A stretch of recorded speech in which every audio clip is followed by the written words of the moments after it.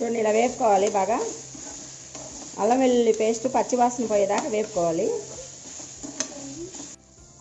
వేగిపోయిందండి అల్లం వెల్లుల్లి paste. Stove సిమ్లో పెట్టుకుని ఇంకా అన్నీ ఒకటి వేసుకుందాం.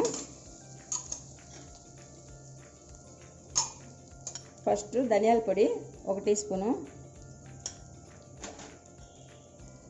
కారం 1.5 టేబుల్ స్పూను మొత్తం వేసుకుందాం.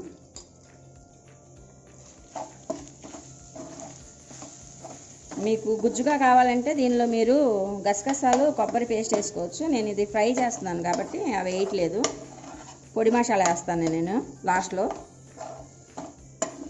ఇంకొంచెం ఇది వేపుకుని నీళ్ళు పోసేసుకుందాం దీనిలో. ఇది మనము ఒక పెద్ద గ్లాసుతో 1.5 గ్లాసు నీళ్ళు పోసుకుందాం. సిమ్లోనే ఉడకాలి.